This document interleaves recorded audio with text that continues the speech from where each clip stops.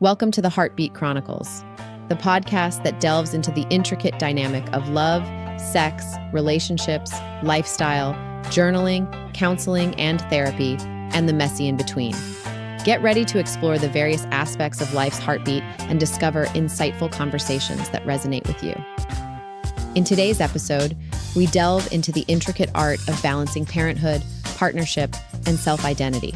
Parenthood can be one of the most rewarding experiences, but it also comes with its challenges, especially when you're trying to juggle being a great parent, maintaining a connection with your partner, and not losing sight of who you are as an individual. To help us unpack this, I'm joined by two incredible guests with unique perspectives on balancing these roles.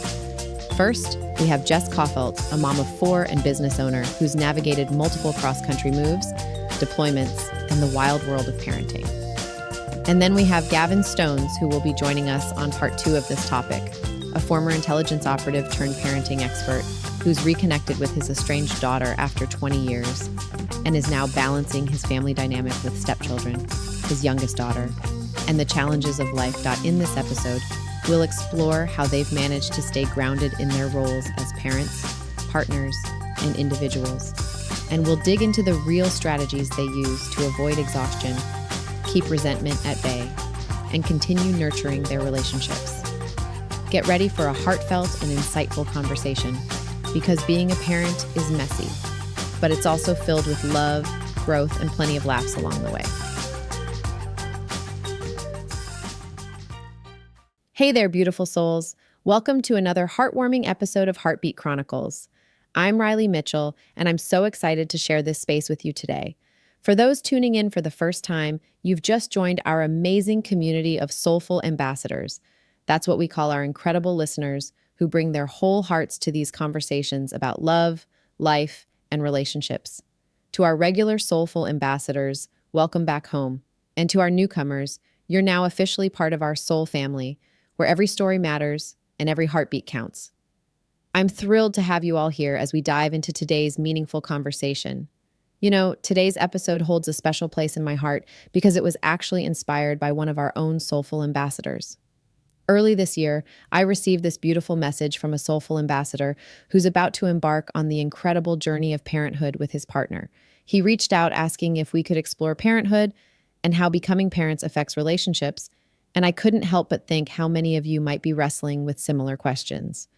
Now, as someone who hasn't experienced parenthood firsthand yet, I knew I needed to approach this topic with the authenticity and depth it deserves. That's why I decided to reach out to guests who've been kind enough to share their raw, unfiltered experiences with us today. Because let's face it, the intersection of parenthood and relationships is where some of our most challenging and beautiful moments happen. The thing about parenthood is that it doesn't exist in isolation. It weaves itself into every aspect of our lives, especially our relationships. Whether it's our partnership with our significant other, our relationship with ourselves, or even how we connect with our friends and family, becoming a parent shifts everything. And that's exactly what we're going to explore together today, through the real voices and stories of parents who've walked this path before us. Let's talk about what I like to call the parenting paradox. You know, that impossible feeling of trying to be everywhere, do everything, and be everything to everyone, all at the same time. From what parents have shared with me, it's like trying to juggle flaming torches while riding a unicycle on a tightrope. Picture this. You're up at dawn, making breakfast, packing lunches, getting the kids ready for school, all while trying to squeeze in a quick shower and maybe, just maybe, remembering to brush your own teeth. Then there's work, after-school activities, homework help, dinner prep, bedtime routines, and somewhere in between, you're supposed to find time for your partner, your friends, and yourself. It's exhausting just talking about it. And here's the kicker. Social media doesn't help. We're bombarded with images of these seemingly perfect parents who manage to run marathons, cook Instagram-worthy meals, maintain a spotless house, and still look like they just stepped out of a magazine. Meanwhile, most of us are just trying to figure out how to get spaghetti sauce stains out of white shirts and wondering if dry shampoo counts as self-care. The emotional weight of it all is real, folks. That constant mental load of remembering doctor's appointments, school projects, grocery lists, and birthday parties. It's like having a browser with 50 tabs open in your brain all the time. And let's be honest, some days it feels like all 50 tabs are playing different songs at full volume. The truth is, this pressure to do it all, to be the perfect parent while maintaining a thriving career, a passionate relationship, and a Pinterest-worthy home, it's not just unrealistic, it's downright impossible. And the sooner we acknowledge that, the sooner we can start having real conversations about what actually matters. Let's dive into what I call the great balancing act of parenthood.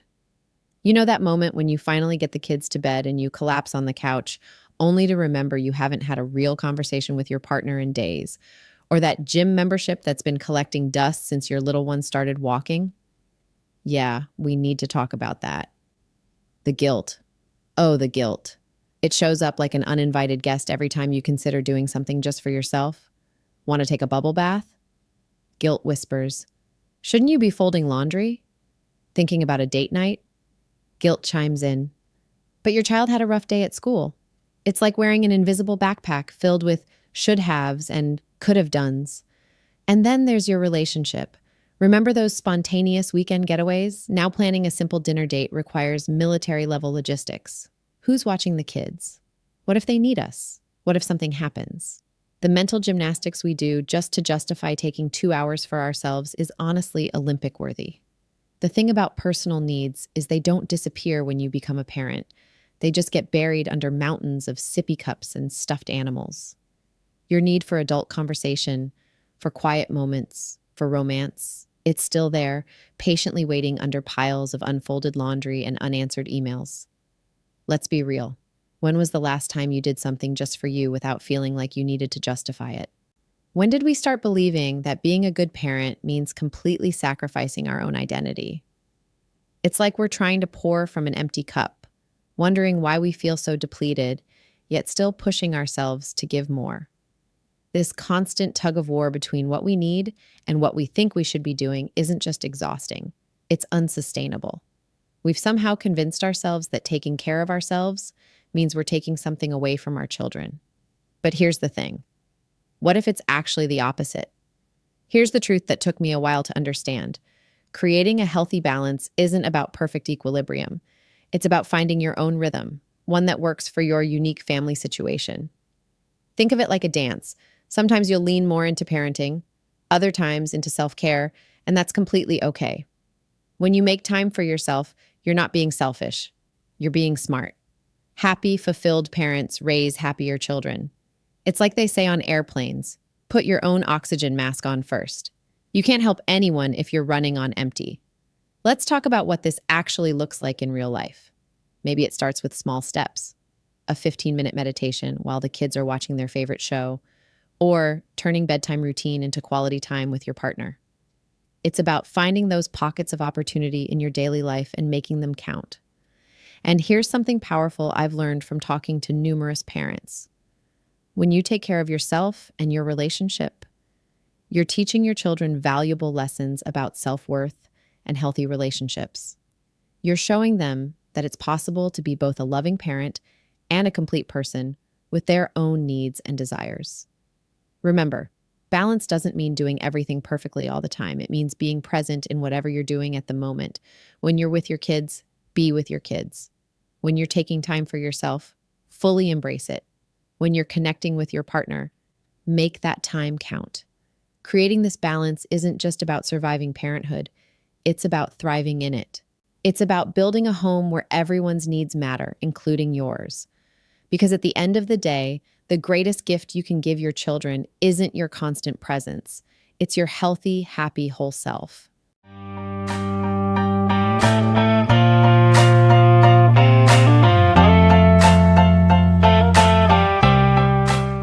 You know that moment when you're trying to have a serious phone conversation for work while your toddler is using your leg as a climbing frame and your partner is frantically texting you about what to make for dinner? Yeah, that's what we call the parent juggling act. And boy, is it a show. Let's be real. Being a parent today feels like being a circus performer without any of the cool costumes or applause. We're all out here trying to be the perfect parent, the loving partner, and somehow hang on to who we are as individuals. And if you're feeling like you're dropping balls left and right, trust me, you're not alone in this three-ring circus. We're diving into the reality of this daily balancing act. from the disappearing art of me time to the way our relationships transform when tiny humans enter the picture, and that tricky little thing called personal identity. So grab your coffee, hide in the bathroom for a few minutes of peace, and let's talk about how we can make this whole juggling act a little bit easier. Let's talk about the mythical creature known as me time. You know, that thing you vaguely remember having before kids came along. Remember those luxurious moments when you could actually finish a cup of coffee while it was still hot? Now, it feels like winning the lottery if you can brush your teeth without an audience. The funny thing is, we all desperately need this alone time, yet somehow we've mastered the art of feeling guilty about wanting it. It's like we've convinced ourselves that every moment not spent with our kids is somehow failing them. Newsflash, taking care of yourself isn't selfish. It's actually essential for being a better parent. But try telling that to your brain at 9 p.m. when you're finally alone and debating between sleep or that book you've been trying to read for the past 6 months. And let's talk about those rare moments when you do get some time to yourself. You spend the first 15 minutes just sitting there, slightly panicked, wondering if everything's okay and what crisis might be unfolding in your absence. Then, just as you finally start to relax, boom, someone needs a snack, or there's a mysterious crash from the other room, or your phone starts buzzing with questions about where you put the dinosaur pajamas. The reality is, those uninterrupted moments have become as rare as a full night's sleep. We've become masters of the bathroom retreat. You know, those extra 2 minutes on the toilet just scrolling through your phone, pretending you can't hear the tiny fingers drumming on the door. And don't even get me started on trying to have a proper conversation on the phone. These days, that requires military-level strategic planning and usually ends up happening in the car, in the garage, after everyone's asleep. Let's talk about what happens to your relationship after kids enter the picture. You know those romantic dinner dates that used to last for hours? Well, now they've been replaced by speed eating competitions while one of you holds a fussy baby. And those deep, meaningful conversations? They've evolved into a series of tactical communications about diaper changes and grocery lists. The way you talk to each other completely transforms. Suddenly, every conversation feels like a military operation. You take point on bath time, I'll handle the bedtime story, and we'll rendezvous in the living room if we're still awake. Gone are those leisurely Sunday morning discussions about life and dreams. Now it's all about who's going to tackle the mountain of laundry that's been giving you the evil eye all week. And intimacy? Oh boy. Remember when spontaneous meant exciting? Now it means someone's probably about to spill something or draw on the walls. Physical affection becomes this carefully choreographed dance around nap times and early wake-ups. You find yourself scheduling romance like it's a dentist appointment. And even then, there's a good chance one of you will fall asleep before anything actually happens. You know that moment when someone asks you what your hobbies are, and your mind goes completely blank? Then you realize the last thing you did just for yourself was successfully eating a warm meal, and even that felt like a major achievement. It's funny how quickly we can lose sight of who we are beyond being someone's mom or dad. Remember that person who used to devour books, go on spontaneous adventures, or spend hours perfecting their guitar skills? They're still in there somewhere, probably hiding behind a mountain of stuffed animals and half-drunk cups of coffee. These days, your artistic expression might be limited to drawing stick figures on lunchbox notes, and your idea of adventure is trying a new flavor of baby food. It's like you're constantly wearing this parent mask, and sometimes it sticks so well we forget there's a face underneath. You catch yourself introducing yourself as Sophie's mom or Jack's dad, and wonder when your actual name became optional. Your social media feed that once showed concert photos and travel adventures now looks like a professional baby photographer's portfolio. The guilt is real too. Wanting to pursue personal goals suddenly feels selfish. Should you really be working on that side project when there are toys to be organized? Is it okay to spend an hour at the gym when you could be doing something for your family?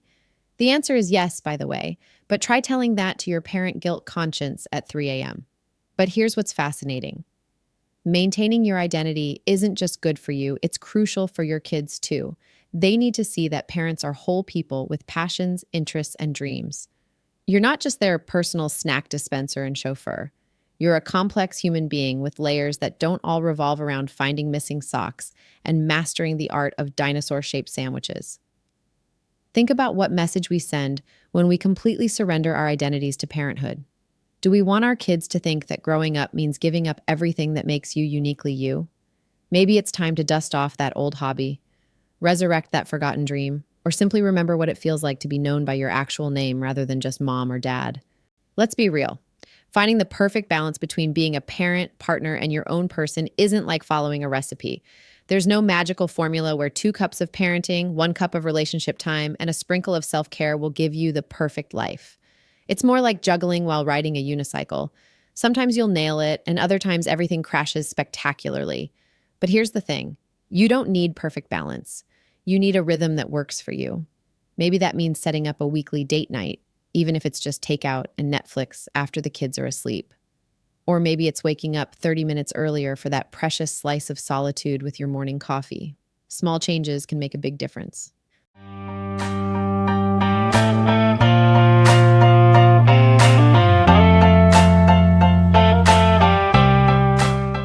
Now, to kick things off, let me welcome our first guest, someone who knows all about the beautiful chaos of parenthood, balance, and love.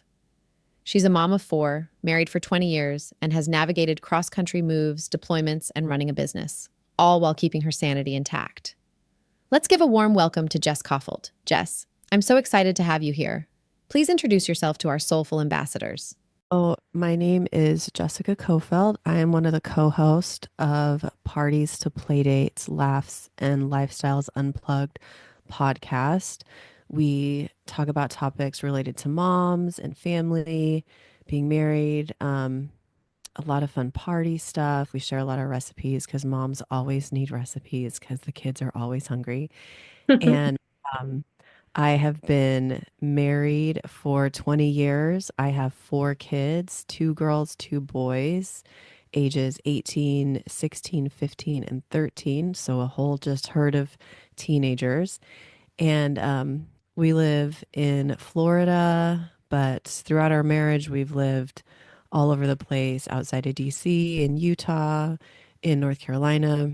And we've navigated through my husband being in the military and being deployed while having small children, and then through police work and government work. And now we've been in Florida for about 6 or 7 years now. We own a business. And then I just started this fun podcast adventure. So that's a little bit about me. Jess, thank you for joining us on Heartbeat Chronicles. You have such an incredible journey. 20 years of marriage, 4 kids, multiple cross-country moves, deployments, and running a business. That's a lot to balance. I can't wait to dive into your insights on how you've managed it all with both love and sanity intact. Jess, motherhood is truly life-changing. It shifts everything, your priorities, your time, even your sense of self. How did you navigate that transition?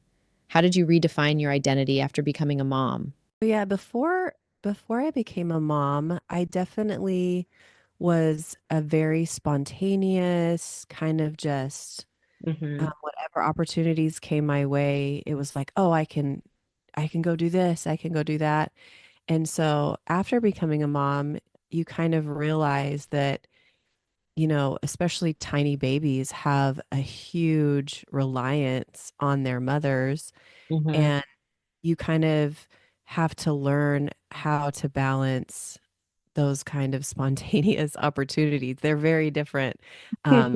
Have babies because, babies require supplies and you just can't grab your purse and run out the door. You've got, the diaper bag and the stroller and the food and the snacks and the extra change of clothes and the diapers and the wipes and everything that kind of goes along with it. So it was definitely a transition of just kind of being able to go where the wind blows me to really spending a lot of time at home and spending a lot of time with my kids.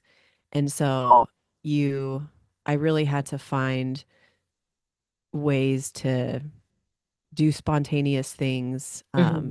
that fit into my new lifestyle kind of thing. It was a very big shift in lifestyle when it comes to that. So. I think so many moms can relate to that shift.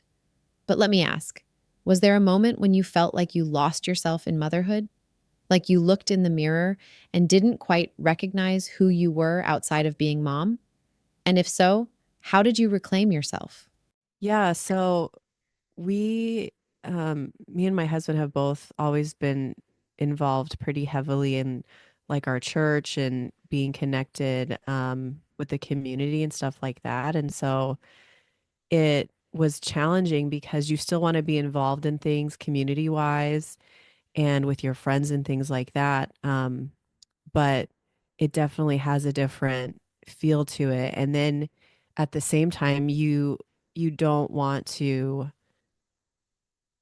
um you want to give your child, you Hmm. know, time. You want to give them all the attention that you feel like that they deserve. And so it's definitely a balancing act of trying to stay involved in things that you care about and that you want to pursue and things that are, beneficial to your own personal journey.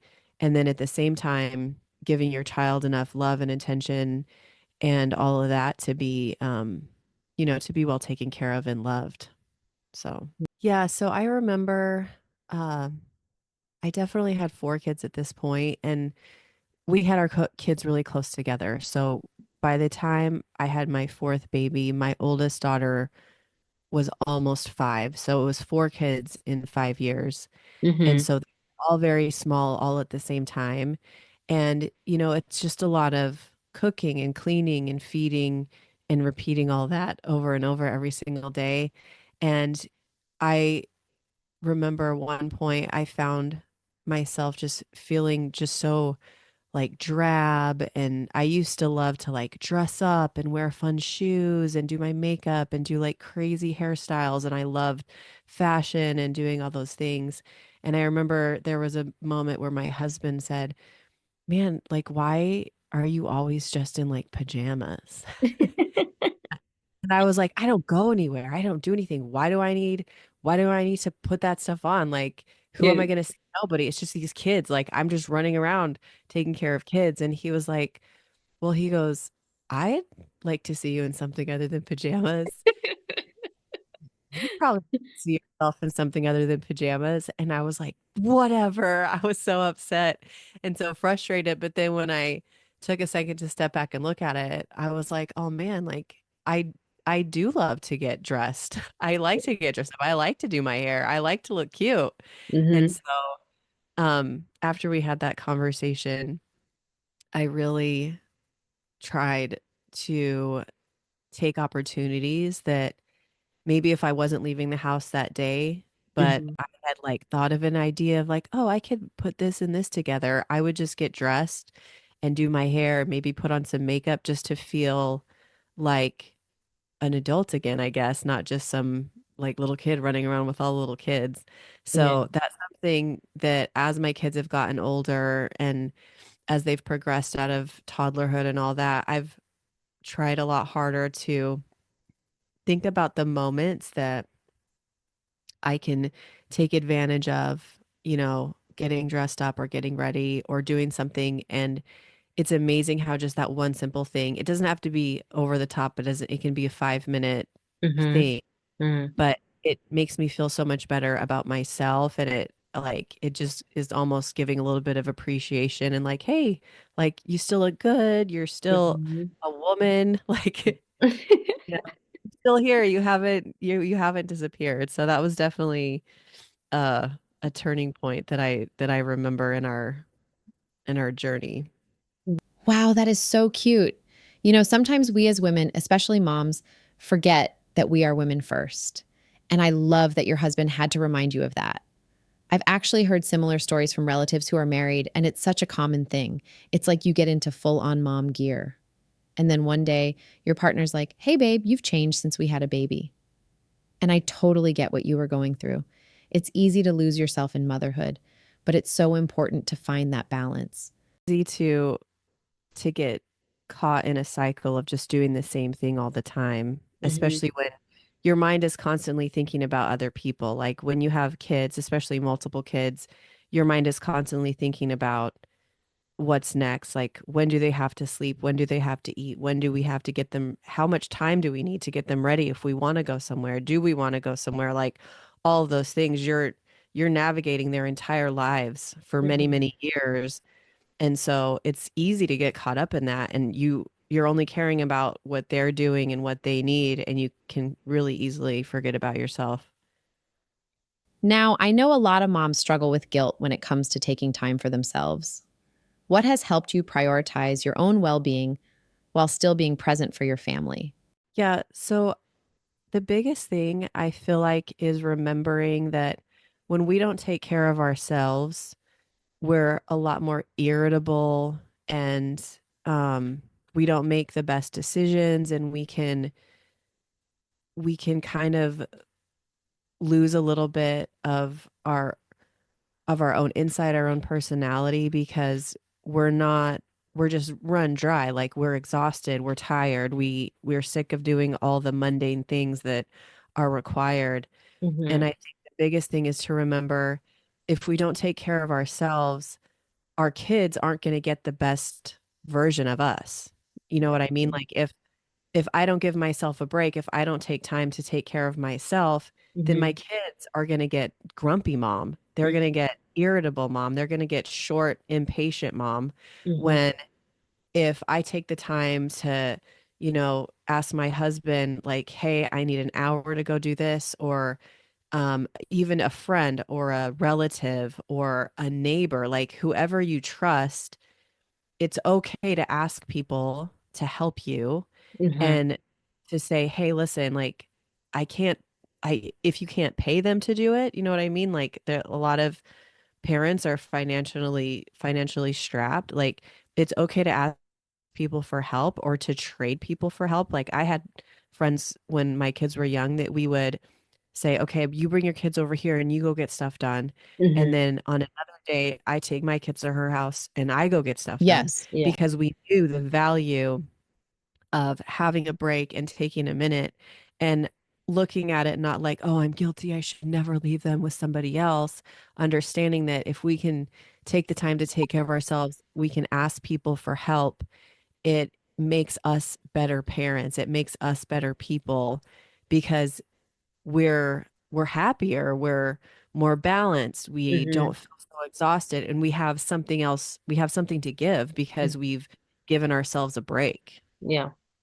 That is totally true, Jess. Prioritizing yourself doesn't mean neglecting your family. It actually makes you a better mom and partner. Now, what are your non negotiables when it comes to self care? Probably, like, my biggest thing is, like, just doing my hair. Like, if I say, and I'll be honest, I don't wash my hair every day. I'm like a once every 7 days hair washer. So I only need this one strict rule, like once every 7 days. But when I'm gonna go do my hair, like, you're gonna give me the time to do my hair, I'm gonna make it work. I'm gonna do it at night when the kids are asleep. I'm gonna do it early in the morning when the kids are asleep, whatever it might be, whatever things I need to do, I'm gonna get that done because I want to have nice hair. And that's so silly and simple, but there's a lot of moms that are out there that are exhausted and they're worn out and they feel like they can't take the time to take care of themselves like that, or just do their hair, or wash their hair, or take a shower, or take a long bath, or whatever it might be. Like, you just have to figure out whatever it takes to make that happen. So, That is true. I remember back when I was young, my mom used to set aside specific time for herself every Saturday. She had her hair appointments, went out to unwind, and just did her woman stuff, and it was completely non negotiable. At the time, she'd always say, I'm still a young lady, I need to look sharp. So I totally get it. having those non-negotiables as your kids get older and they have more understanding, it gives them boundaries, and Yeah. it teaches them to do the same thing in their own lives. Like, they need to learn what it looks like to create boundaries and to have an understanding, so that in the future when they're adults, they can have an understanding towards their spouse or towards their kids or whatever it might be, whatever situation they might be in. You're teaching them how to have boundaries so that they know how to do the same thing, so that they can have a balanced life and so they cannot feel worn down and exhausted all the time. If another mom told you, I don't have time for myself, what would you say to her? They You do have time for yourself. You just aren't paying attention. Like, and you're giving it away, because I know I know some moms that won't, that'll be like, oh, I can't leave my baby alone, or I can't not be within eyesight or whatever. And you, like, kid stuff is literally created, Mm-hmm. especially tiny babies. They're in 5-point harnesses, they're in cribs, like they're in containment areas that you can put them in their crib and you can go take a shower. Mm-hmm. And even if it's a 15-minute shower and maybe they cry for 10 of the 15 minutes, Mm-hmm. it's okay. It's okay for them to cry. It's going to be fine because when Mm-hmm. you're done with your shower, you're going to feel refreshed and you're going to feel happy. And then you're going to go get them. They're going to be happy to see you. You're going to be happy to see them. And so it's like there is time. And if you feel like you can't leave them alone or whatever, you can always do stuff while they're sleeping. And so if that means taking an extra 5 minutes after you put them to bed, instead of going right to bed with them, take 5 extra minutes and do something for yourself. Read a book, paint your nails, do whatever you have, a glass of wine, do whatever you want, so that you feel like you've given yourself something. And it's only 5 minutes of sleep that you're missing, Mm-hmm. but feel it on the backside. Or if you're a morning person, wake up 10 minutes before your kids are going to wake up. Mm-hmm. Or I had friends, this was one of the best ideas I ever saw. Mm-hmm. As their kids got older and they weren't in cribs anymore, so they're just in beds, they could leave their rooms. Mm-hmm. What she did is she had a lamp that was on a timer, and she Mm-hmm. taught them that you don't come out of your room in the morning until your lamp comes on. And so Mm-hmm. she would set the lamp for whatever time she wanted. Now, if they woke up before the lamp came on, Mm-hmm. they knew they could stay in their room and they could play and they could read books and they could do whatever they wanted in their room. Mm-hmm. But it gave her this window of time in the morning that she could be making breakfast or taking care of herself or whatever. And but they knew and understood that, oh, we can't come out of the room till the light's on. And were they upset about having, 10 minutes before the light came on to play in their room? Not at all. It gave them these beautiful boundaries that allowed them to have freedom to choose what they wanted to do. But it also gave the mom this understanding of, she knew, I have until this time before they're going to come out of the room. And Yeah. so it gave everybody freedom. That is a good strategy. I hope parents are taking note of this. It's so important to create those moments for yourself, even if it's just a few minutes a day. It really helps to recharge and shows kids the importance of self care too. If you could go back 20 years and give yourself advice as a new mom, what would it be? I would probably say just to slow down, Mm-hmm.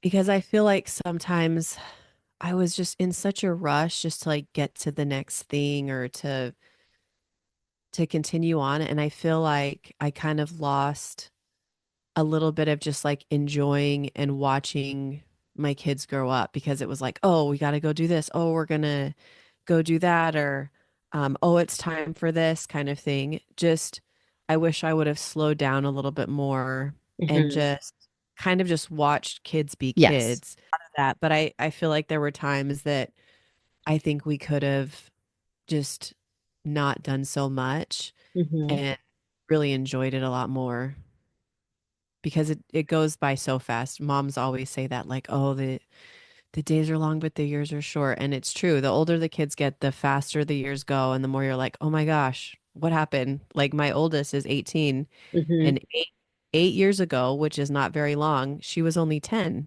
And now she's a completely different person. And so it's crazy to see how fast they go from just like little teeny babies to adults. Yes, that is true. My mom was telling me the other day how I was just a kid and now I'm a grown ass woman, soon to have kids of my own. She was like, time really flies. That's so real. Time really does fly. Speaking of advice, what's a common piece of parenting advice you heard that you now completely disagree with? Uh, Honestly, one of my biggest ones that I don't agree with is, don't don't let the kids cry, especially when they're tiny babies. Um, like, it's okay to let babies cry sometimes, because Mm-hmm. they don't have any other way to express emotions, and sometimes they're frustrated, and sometimes they're tired, and Mm-hmm. sometimes it's okay just to to make sure all their needs are met, make sure they're comfortable and they're changed and all and they're fed and all that. And then if they still want to cry, then sometimes you just gotta, put them in a swing, let them cry it out. Like sometimes I have that day where I just need to cry. I need to let it out. And it's okay. It's okay for me. I don't get upset with myself like, oh, I shouldn't be doing this. I just let it out and I go on with my day. I feel good.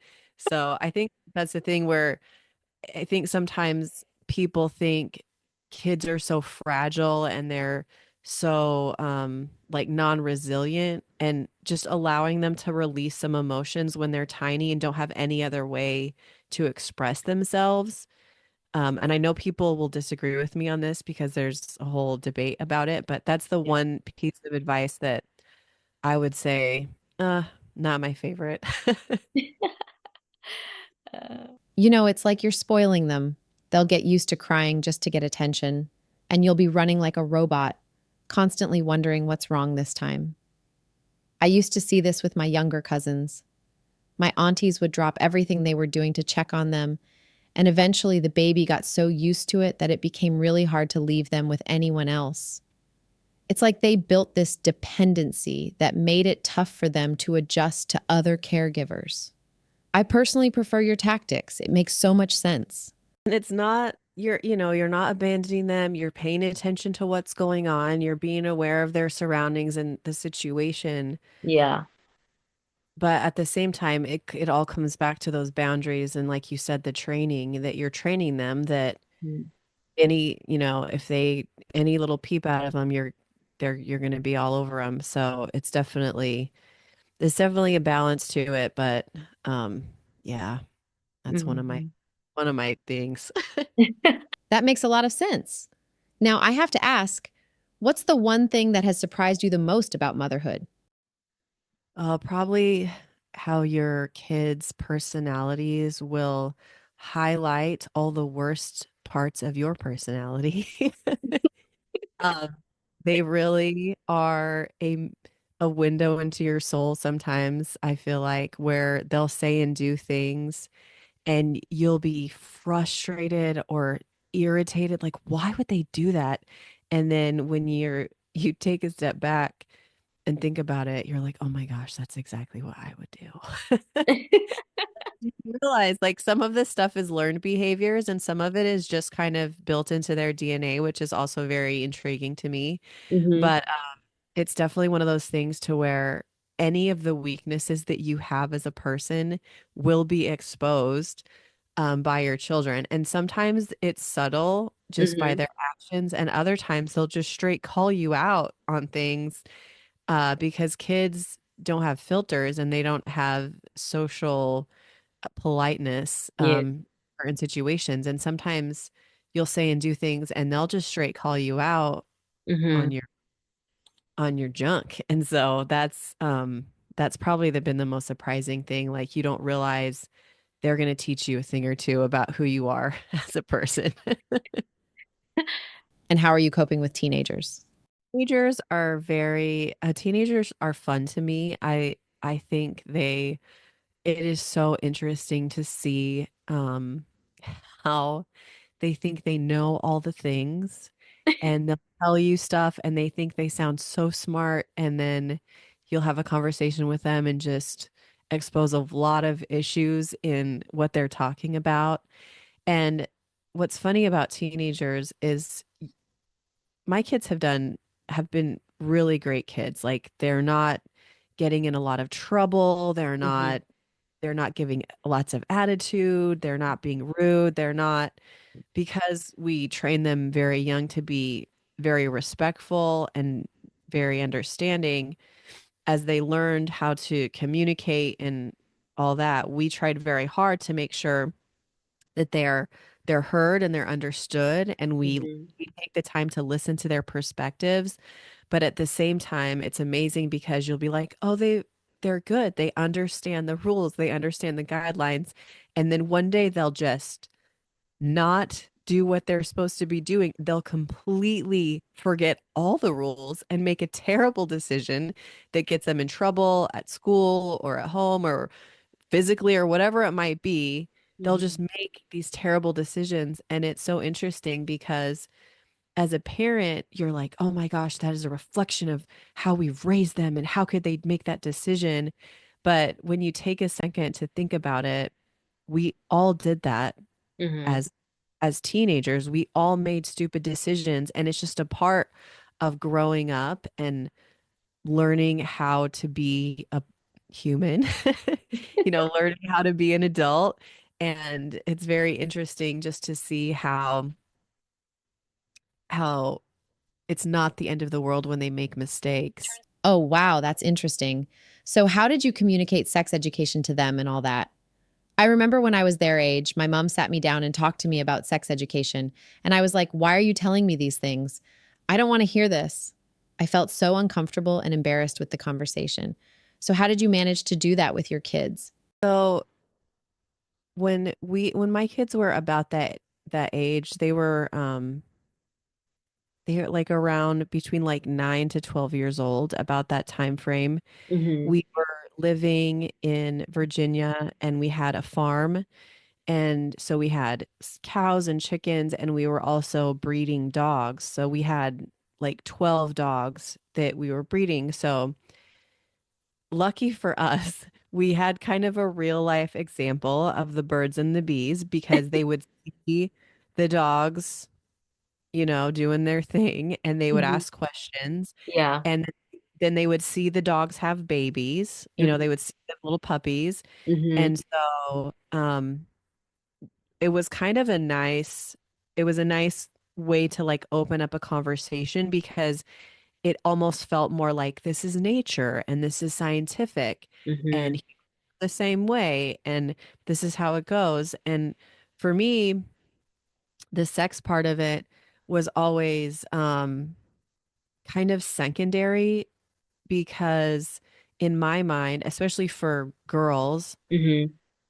my biggest thing was always like, you need to respect yourself and you need to value yourself and Mhm. you need to understand that like sex is beautiful and sex is wonderful and you're going to have a great time doing it someday. But you also need to understand how emotionally you can be affected by putting yourself in these situations too early and how you can feel like devalued.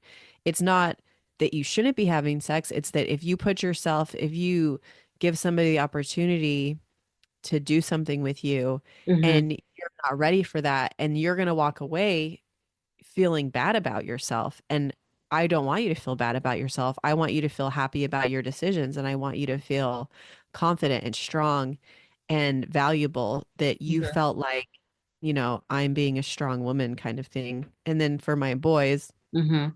always been you need to respect women Yeah. and you can just go around and do whatever you want. And so for me, like we we explain the science of it, but my focus and my purpose and like the thing that I feel like I reiterate more than anything else is Mhm. valuing yourself, respecting people that you're with, and Yeah. understanding that there are consequences Yeah. that can come with sex. Like you can make babies, and are you Mhm. ready to have a baby? Mhm. That's true. So, what's something most people don't tell you about becoming a parent? I think the thing that people don't say is you're gonna you're gonna hit a point where you're gonna want to quit. Like you're gonna be up at 3 o'clock in the morning and you've had 2 hours of sleep in the past 4 days, Mhm. and you're going to be so broken and you're going to be so exhausted and you're going to be like, put it back, give it away. I'm done. I Mhm. don't want to do this. And it's okay. It's okay to get to that point. Like you're going to get there at some point. You're going to get to a point of frustration and failure and like, I can't do this.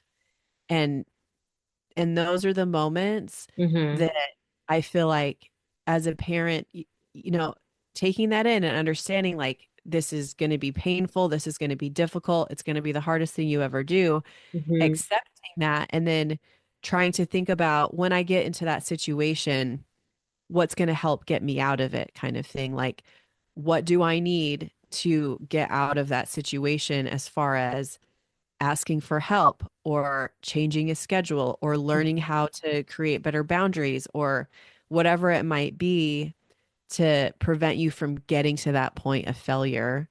Mm-hmm. And then understanding that as parents, there's so many times where you're going to feel like you failed. And I always tell my husband, whenever he's at this point where he's like, I feel like I'm just not a good dad or I'm not doing everything that I should, Mm-hmm. every time I say, kids don't really care how great you're doing. Mm-hmm. They that you're there, Mm-hmm. that you're showing up every day, that my kids know that at any point in their day, they could call me or text me or walk into my room or Mm-hmm. walk up to me or whatever, and I'll be there. And Mm-hmm. that just being there is a huge component of parenthood. And it doesn't matter if you're the funniest, smartest, most well-educated, Mm-hmm. balanced, whatever it might be.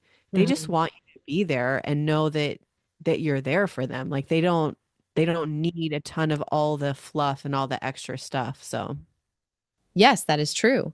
Being present is all that matters. So, how can new moms set themselves up for success emotionally and mentally before the baby arrives?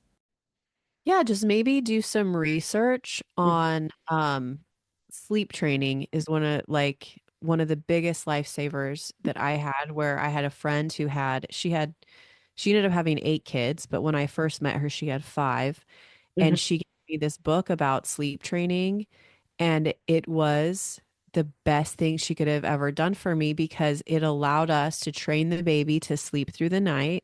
Mm-hmm. And so then we were getting rest and we weren't completely exhausted, and we could take care of the things that we needed to, and everybody didn't feel like they were in survival mode. So I would definitely say do some, like, educate yourself on different techniques and Mm-hmm. tools that you can use to train your babies to sleep, because it's important for them to get sleep. It's also important for you to get sleep, and there are tons of great tools out there. And then the second thing would be creating and thinking about your support system that's around you. Mm-hmm. Having conversations with friends, family, neighbors, people that are close to you, and being vulnerable and saying, listen, I'm really scared about this, and I'm scared I'm not going to have help. And will you help me? Like, can I call you if, something happens, or if I'm overwhelmed, could you just come and sit with me, or whatever it might be? Like, being okay to ask people for help, and kind of pre-asking people, just saying, I'm really going to need your help. I'm really worried, or, whatever it might be, because Mm-hmm. people want to be wanted. People want to be helpful. There's very few people that are going to tell you and your new baby, like, ugh, no, thank you. You know what I mean? And Yeah. especially people with kids know that, or people that have had kids and they're grown up and gone away, kind of thing. So just kind of setting up your support system in advance and having conversations with people so that when you go to ask them, they knew it was coming. You're not like springing it on them, and Mm-hmm. then you don't feel like, oh, I'm going to feel bad asking. You already told them you were going to ask for help. So Yeah. That makes so much sense. Setting yourself up emotionally and mentally before the baby arrives can make a huge difference. What's one habit or mindset shift that new parents should adopt early on? uh I love this phrase. I can't remember where I heard it from, Mm-hmm. but it was um not everything's an emergency. Yeah. So just calm down. Like, um so many times I was an extremely relaxed parent. Like, I was like, they're fine. They're alive. Everything's good. Nothing's wrong. Like, I never had a problem. My husband, on the other hand, especially with newborns, Mm-hmm. he- we'd usually have like a little bassinet with the baby right next to our bed for the first at least like 2 months, usually when they're still little, they're nursing constantly through the night. But Mm-hmm. I would lay them down to sleep, and they lay so still when they're so tiny, and it doesn't look like they're even breathing. And he would be like, they're not breathing. And I'd be like, no, they're definitely breathing. He's like, how can you know? I was like, because they don't look dead. Like, they're fine. And he would go over and he'd put his hand on their back and like wait to fill their little lungs, like fill up with like to feel them breathing. And I would be like, stop touching them. You're going to wake them up. I just got them to sleep. I would be so frustrated because he was so like worried, like they're not breathing. And so Mm. um, I feel like parents spend so much time just stressing out about things that are not even happening. Like they babies are very durable, like they breathe all the time. They'd be okay. That's a really great point. What do parents often get wrong when trying to balance love and parenting? I think just kind of allowing the busyness and the constant demands of kids because kids are so selfish. They're like, I need your attention now. I want something now. I can interrupt you at any point. Like, it's, you really realize like kids are all about themselves. And I get it. They're just learning, they're saying what they need. It's fine. But Mhm. you have to be really careful because it can allow you to feel frustrated. And then when your spouse is trying to get your attention or you want to spend time with them, but they're just busy with the kids or they're exhausted or whatever, you really have to be intentional, I feel like, about spending Mhm. focused time with your Mhm. spouse and spending time not with the kids, even if that just means behind a door, Mhm. hiding in the pantry, whatever it might be, like just Mhm. take a minute to connect with each other and to really be purposeful about the time and like quality time so that you don't feel lost in all of it, you know? Because a lot of, we always talk about moms and how Mhm. they're like worn out and all the demands and things that they have to do. But Mhm. sometimes dads feel kind of left behind because they're like, all you do is just give the kids attention. What about Mhm. me? And they went from, having their woman and having their wife that is like all about them Mhm. to all of a sudden she's all about the kids. She barely even knows he lives in the house anymore, kind of thing, because they demand so much attention at times. Mhm. That makes so much sense. It's definitely a learning curve balancing love and parenting. How did your relationship with your husband evolve after kids? And what are some of the things you do to keep the spark alive?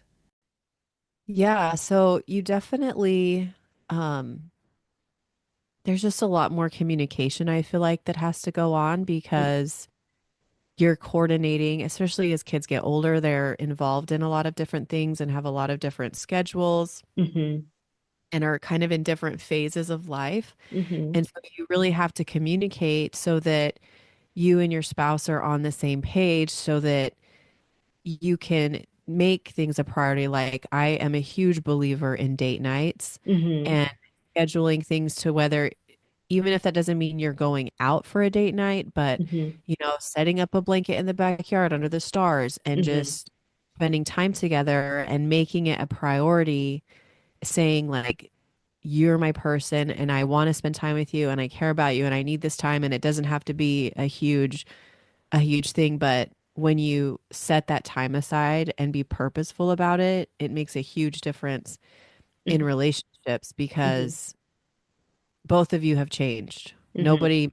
Nobody makes it through without changing. And it's a constant process. Like even now, me and my husband are completely different people than we were 5 years ago, 7 years ago, Mhm. 12 years ago, 15 years ago. Like I feel like you go through phases where, depending on your kids and where you're in life and then how all those things kind of impact you and change you, you kind of have to constantly be relearning who your partner really is. And you have to be accepting of the person that they're becoming. And you have to communicate the person that you're becoming so that you can stay on the same page. And I think that's part of the reason a ton of marriages fail is because parents get caught up in their kids and doing their things and their Mhm. beliefs change, their thoughts change, and then all of a sudden they look at their spouse and they're like, we're not on the same page. I don't even like you anymore because they Mhm. haven't taken the time to Mhm. learn each other Mhm. as they grow and as their life progresses. I love that. Keeping the connection alive definitely takes effort, but it's so worth it. What are some practical ways couples can stay connected when they're deep in parenting mode? Yeah, just practical things, making Mhm. eye contact, Mhm. making Mhm. eye contact with your spouse, to like holding their hand, sitting close with them, like physical proximity, I feel like makes a huge difference sometimes, even when you're in the midst of dealing with kids, just being like, babe, can you come sit with me? Or can you Mhm. talk to me while I fold all this laundry? Just, you know, keeping them close to you and keeping them as part of your life Mhm. is something very practical. And then, when everybody goes to bed at night, Mhm. taking time to look at each other. Mhm. And, me and my husband used to always at night, we would lay down in bed and we would just face each other. And sometimes we didn't really have anything to say, Mhm. but we would just lay there and look at each other. And then Mhm. sometimes things would come up, or we'd say, oh, this happened today, or that happened today, or oh, I was feeling like this, or whatever. But Mhm. those little moments, I feel like, is what kept us connected Mhm. throughout all of the years. Ah, that is so wonderful. I love how intentional you both are about staying connected. How do you and your husband make intentional time for each other apart from date nights?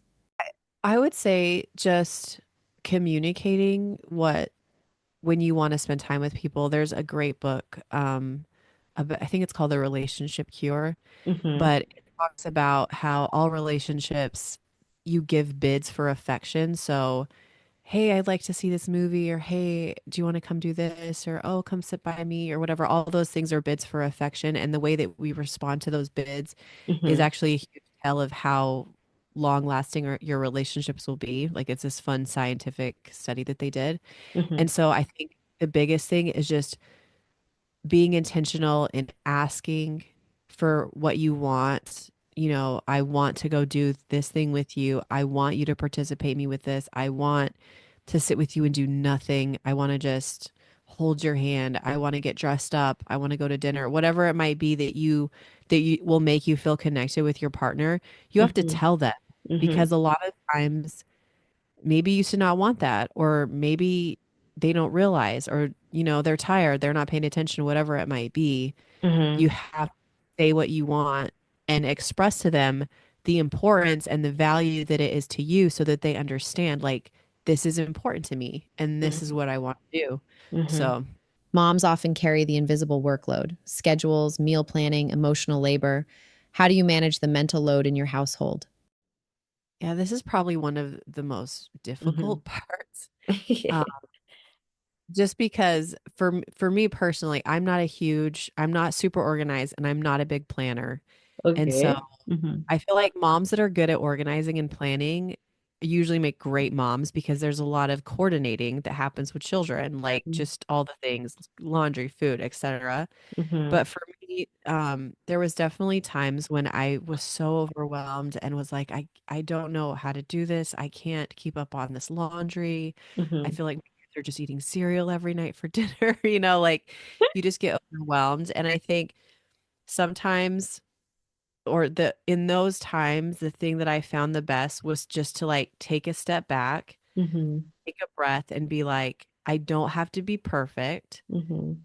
I need to think about like where I'm putting my time, and am I actually being productive in the things that I'm doing? Like, am I wasting my time doing things that aren't helping me be less stressed out, or taking stuff off of my workload? For example, teaching your kids how to clean up, or Mhm. having them join you in household tasks and chores, Mhm. whether it's cleaning, cooking, laundry, whatever it might be. The Mhm. earlier that you start that with them, I call it now, this is called household participation. This is not chore. You don't get paid for this. This Mhm. is this is part of being a family. If you're a Yes. part of our family, you participate in our household, and part of our household is laundry and Mhm. dishes and cooking. And Mhm. at the same time, some people might be like, oh, you shouldn't make your kids do that. That's child labor. No, it's not. It's called household participation. And it's also called teaching your kids how to be adults, because Yeah. they, Mhm. they're going to be the ones that are cooking and cleaning and all that, because babies can't do that. Yeah. Like, there a huge amount of time that your child cannot help you with things. And it is such value. It's just valuable life skills is what I Mhm. like to call it. And I always tell my kids, I was like, oh my gosh, dishes are so annoying. I hate dishes. I'm like, yeah, I totally hate dishes too. I've been doing them for like 40 years. You don't think I'm tired of doing dishes here? Like, I hate dishes, but I always tell them, listen, this is something that is never going to go away unless Mhm. you're a multimillionaire and you can pay somebody to wash your dishes, which most of us are not going to get there. I hope you Mhm. do, but most of us aren't going to be that person. And I say, the sooner you can accept that this is part of your life, the sooner it's going to be less irritating Mhm. because you can set a 15-minute timer and see if I can get these dishes done in 15 minutes or see if I can get them done in 5 minutes and make it a game or make it whatever or split up the workload between everybody. And Mhm. so I am a huge believer in household participation. Oh, I am with you on doing chores, especially here in Africa. We start doing chores when we are very young, 10 years, 11 years, and it's a normal thing. It's not treated as child labor or anything. I remember I used to do our house chores when I was 10 years old. My mom would allow me to do some cleaning and cooking, but not foods that required deep frying. But I could do everything else. And honestly, doing these chores made me responsible. Heard a great off of a podcast. It was Jay Shetty, and he had a mhm. guest on that was talking about dopamine and how like getting on our phones and stuff, it gives us these hits of dopamine. Yes. But he said the best way to get appropriate dopamine is to do stuff that's hard, to do a difficult task. And I'm Mhm. like, oh my gosh, we should be making our kids do more laundry and dishes because it will help them fix their dopamine addiction because it will actually be giving them the proper amounts of dopamine. Because when you start with a dirty kitchen and then you end with a clean kitchen, you feel proud of yourself, you're accomplished, you did something. You might Yeah. not have enjoyed it, but those like neurons and all that stuff that's firing off in your brain is so beneficial. When he said that, I was like, see, household participation is important for our dopamine. You are a cool mom. I hope your kids tell you that often. Just by engaging with you and getting to hear your point of view, you sound like such a cool mom. I appreciate that. I think most of them would agree with you. The 13-year-old, the 13-year-old's a hard sell right now. He's always given me this look like, oh my gosh, mom, but he's my cool kid. He's the one that always wants to be cool. So But I think when we're teenagers, we usually see our parents as not our favorite people to be around. It's like a universal phase. So, what are some strategies that have helped you and your husband share responsibilities and avoid burnout? really just, my husband's works a lot. So a lot mhm. of household stuff has landed on me because he's had crazy hours and crazy jobs that he's gone for a lot of time, or he was deployed for two different like full years. So Mhm. that was all on me. So um when it comes to that kind of stuff, I just would always try to communicate like, I really need your help with this. Like, can you Mhm. please just asking for help and understanding like it's okay to be Mhm. burned out, to ask for help. And um and sometimes for him, like he can tell my kids to do stuff and they'll do it so fast. Mhm. I'll tell my kids to do stuff and like 15 minutes later they're like "Toodaloo-dee," whatever. And I'm like, I'm not telling you to do something. So sometimes I'm not even asking him to help me. I'm saying, can you get the kids to do stuff because they just listen really well to you? Like they're on top of it all the time. So, Mhm. um, really just communicating what you need for help. Sometimes as women, I feel like we're like, men should know that I want that taken out or that that needs to be addressed or I need help with this. But they don't realize they're just in their own little world and thinking about their own stuff. And they're not Mhm. thinking about like, oh, my wife would prefer me to take the trash out right now instead of on Friday or whatever it might be, or she needs help with this because she's got something else to do. And sometimes they don't even know what like half the time, my husband doesn't even Mhm. know what my schedule is or what I'm up to, like, or what I have planned for the day. And he'll see me doing something and be like, where are you going? What are you doing? And I'll be like, oh, Mhm. I've got this thing. I've got that thing. I got to prep for this. I need your help with that. Mhm. So just Mhm. what you need help with. And for us, I am terrible at laundry. Like laundry is my nemesis. And my Mhm. husband knows this. And so from very early on, he would tell me, "Don't do my laundry. I'll do it myself." Mhm. And I at first I was like, oh my gosh, I'm your wife. I should be doing your laundry. That's what wives do. And he was like, don't touch my laundry because every time you do it, something gets ruined or socks come back missing or whatever, or it takes a week to get done. You know what I mean? Because I was just all over the place. And so Mhm. that's something that he just took off of my plate and was like, I know you're not good at this. I Mhm. don't want you to touch my stuff. I'll do it myself. And I'm not the only woman I've come across that Mhm. has that same setup. I have other friends that husbands are like, yeah, she doesn't touch my laundry because she messes things up all the time.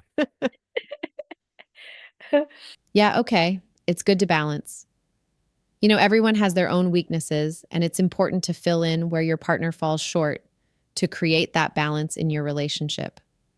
So, what advice would you give to moms who feel like they have to do everything themselves? They don't. You don't have to do everything yourself. Um, just like I said, you don't have to do everything yourself. You can request help and you can teach your kids how to do things. And maybe you have that husband that just doesn't that refuses to help, and that's okay. You I've had friends that have been in a difficult situation or they're single moms or whatever it might be, Mhm. and I've they've expressed the situation they're in and they're frustrated and their house is a mess, and I'll just say, "Hey, let me come over. You make me lunch and I'll help you knock out some chores or whatever it might be." And Mhm. just be able to do that with somebody else and to get somebody on your team, even just Mhm. doing that one time can help alleviate that feeling. And then as your kids get older, Mhm. continue to teach them how to be a part of the household responsibilities. And so then you're showing them, I don't have to do everything, and you're going to be a part of what we're doing here. And it's okay and it's beneficial. We're all working together. We're all going to work together. We're all going to play together. Mhm. Everybody gets a whole part of it. So I absolutely agree with you.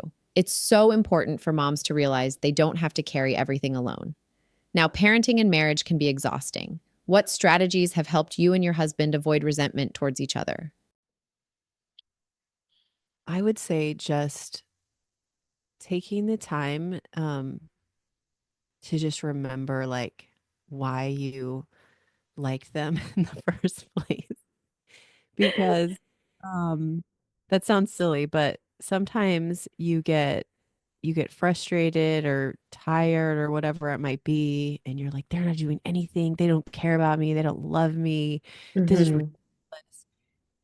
But then stepping back and really asking yourself, like, do they really feel like that? Like, no, they don't. Like, I know they love me. I know they care about me. And just reminding yourself, like, this is this is the person that I chose. This is the person that I love, and kind of going back to those like little things and even just like thinking of memories and experiences that you had together Mhm. that really you felt connected and you felt happy, and you're like, that's who these people are. That's who that person is. I might not be seeing that right now because they're they're exhausted. They're in a difficult space. They've lost themselves. They've whatever it might be. Like you have to have that grace for your partner to understand that like we Mhm. all go through stuff, and sometimes we're in difficult times or we're in difficult situations mentally, some people with like health problems, physically, whatever it might be, Mhm. that stuff can wear on you, and giving grace and understanding to somebody that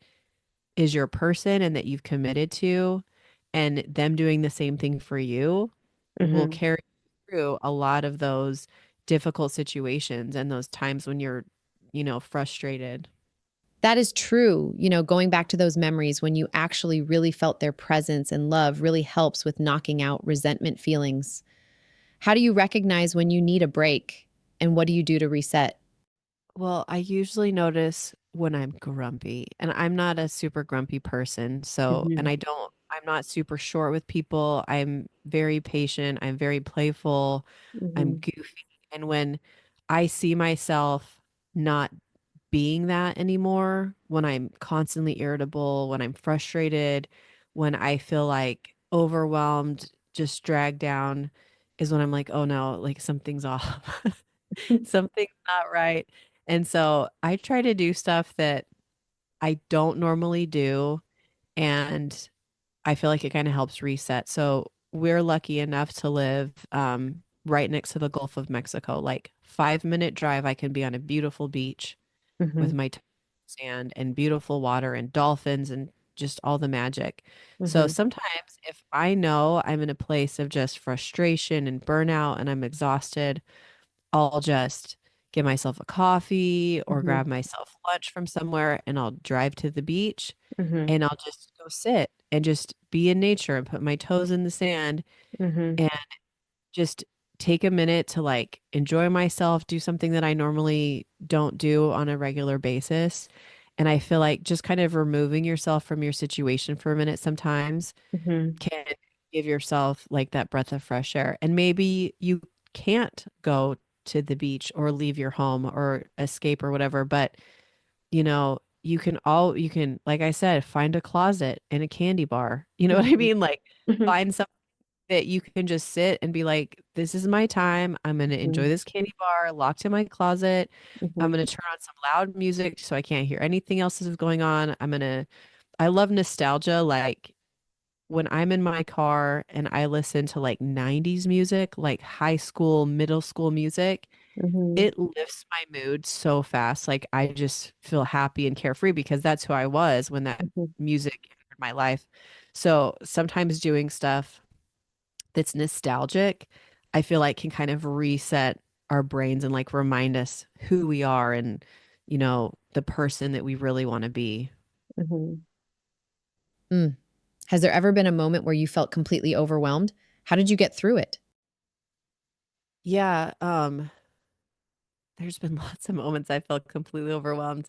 Um, there's not one that really stands out super hard for me, but I know um in those times like I'll get super emotional, like I'm a crier. Mhm. Like if I get frustrated, I'll cry about it. Like and when I get to that point, I know like this like I'm not okay. Mhm. So really just either taking a minute to step back and kind of evaluate how Mhm. I'm doing. Because a lot of times you just get stuck doing Mhm. things a certain way and you don't realize that it's causing you more problems Mhm. than help kind of thing. And so like evaluating how I'm doing stuff, maybe finding tools and resources that might help improve whatever I'm struggling with, whether it's like financial stuff or Mhm. organizational things or with my kids or with my spouse, like finding a resource that can encourage and help you. And then also just having friends to talk to that Mhm. will just listen and not try and like give you a bunch of extra, oh, just do this and that, but just listen and be like, I'm really sorry you're feeling overwhelmed. Like, have those friends that can just be like, it's going to be okay.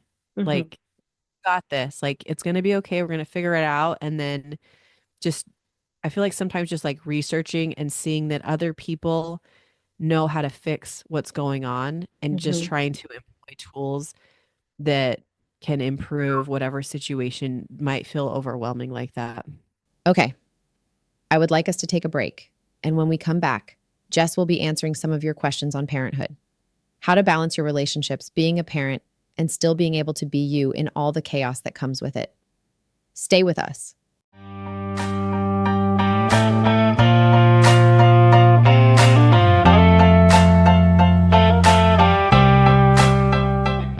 Okay, I would like us to take a break.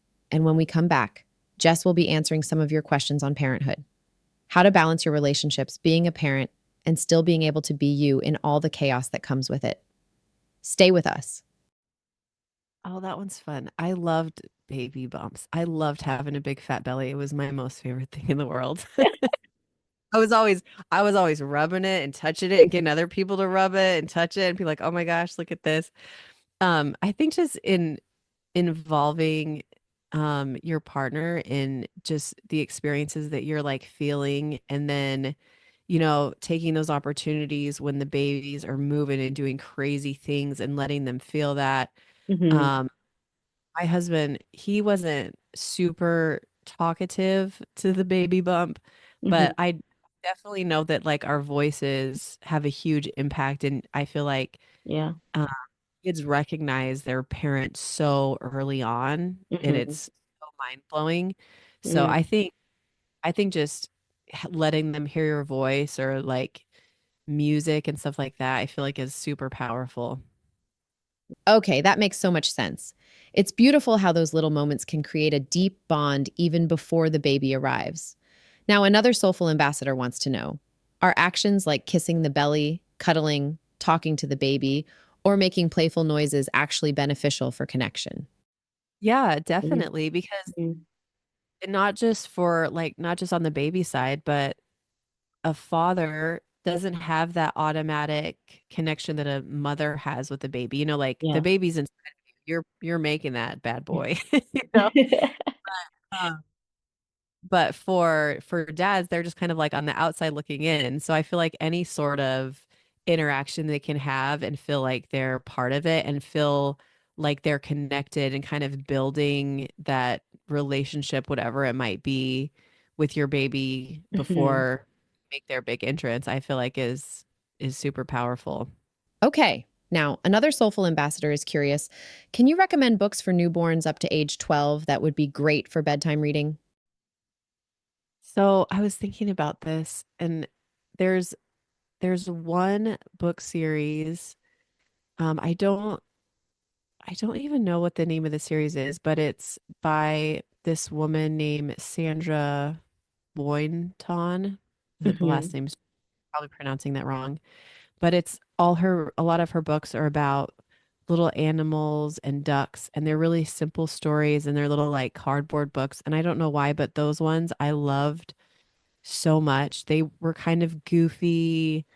Like one duck has cool boots on, and then she shares the boots with the other duck, and then they're both just wearing one boot walking around, and it's like cute little friend stories. And then she has fun ones where it's like pajama time, where there's cute little animals in pajamas, and just simple, like really basic stories that aren't these crazy huge wild fantasy things. It's just cute little ducks and rain boots. Are so cute and powerful because and they have good messages in them, like friendship and sharing and things like that, but they're just like these subtle things that I feel like make your kids better people, because they're not looking for this big grand fairy tale. They're looking at the world through a duck's eyes of, making a friend and sharing part of something that they really love, kind of thing. So I love those books. Okay. Now, another soulful ambassador wants to know, how important is reading to a child from an early age, and what are the best ways to incorporate it into routines? Yeah, I love like before bedtime reading. I feel like it's a great way to get kids calmed down and get Mhm. them interacting. I used to always do a lot of crazy voices and like accents whenever I would read to my kids. But Mhm. I I did that because first of all, I'm wacky, but second of all, I heard this study about how when kids hear different accents and different sounds and tones and things like that, it actually improves their vocabulary. And Mhm. so I was like, I can do that. So I would get wacky with it. I would go all over the place, and it was very entertaining for the kids. So I think it's super important to incorporate that, and to like pointing out, I wish I would have pointed out words and kind of like made my kids like pay attention to certain words and things like Mhm. that Mhm. as you were reading, instead of just reading a lot of times, because once they get into school, a lot of that comes into play. And I Mhm. think parents that read to their kids are giving them a leg up for school for sure. Yeah, for sure. I usually read to my younger sister before going to bed, and she really loves it, especially if you do the voices for different animals or accents. She really gets a kick out of it. It makes her look forward to bedtime stories every night. Kids books, like they're inner I love kids books. Like I remember my kids would bring stuff home from the library and whatever, and I'd be reading through it and I'd be like, this Mhm. is a great book. Like I love just all the goofy characters and different things that happen, and Mhm. it's fabulous. Yeah, it's like animation. I love cartoons and animation too. They're so interesting. We definitely have something in common. Now, another soulful ambassador asks, what are some good baby toddler toys that promote early development? Let's dive into that. Yeah. I loved anything like block related. So like little building blocks they can just stack up, Mhm. or the little toys where there's certain shapes and they have to put the shapes through certain holes. I feel like it gives them such a nice like mental challenge.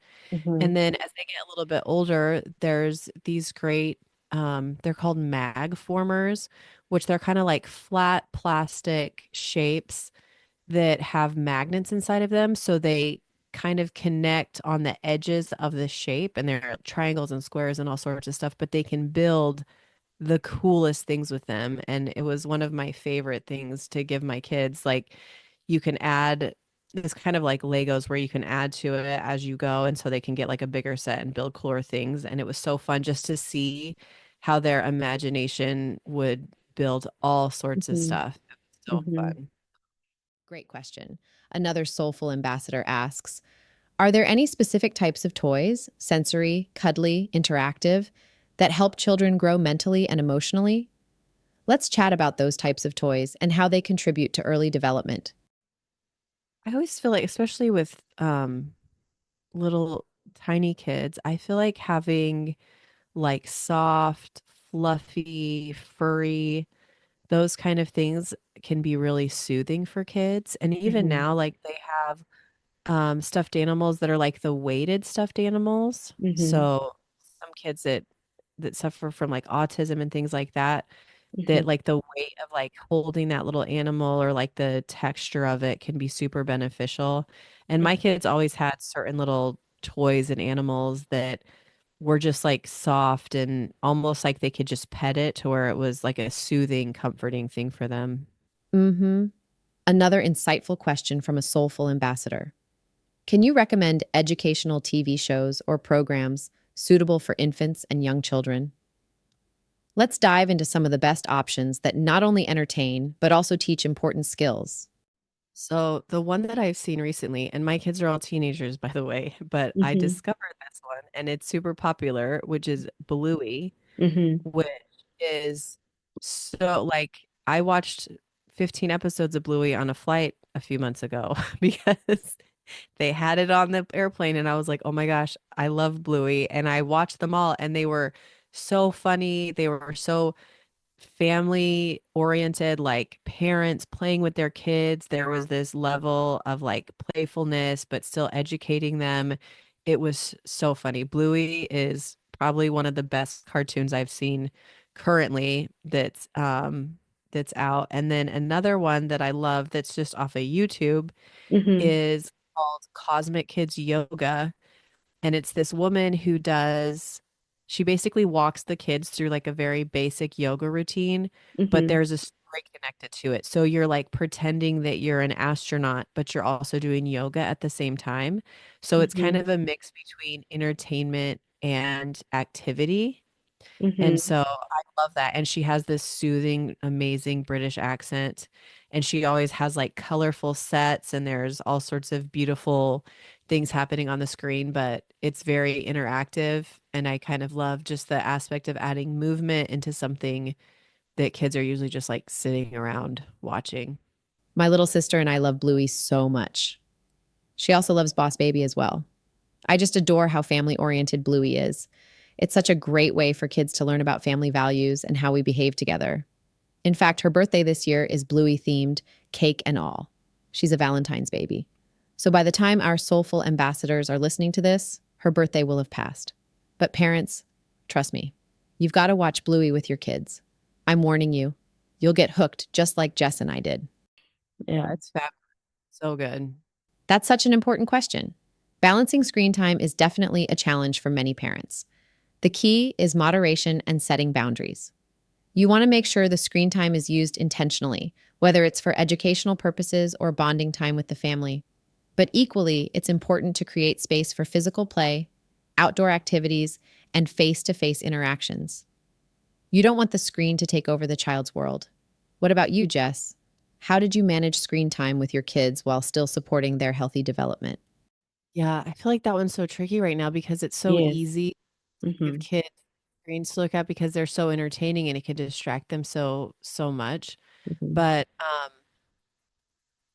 I feel like the best thing that you can do is, again, just give boundaries and be like, okay, this is outdoor playtime, or this is building block time, or this is, you can tell kids what time it is.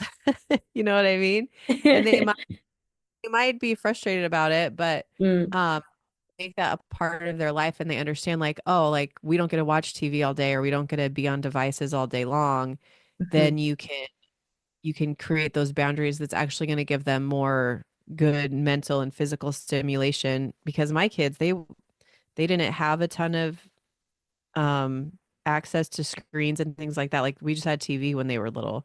And mhm. so um they were forced to go play outside, and they were forced to interact with each other in our home.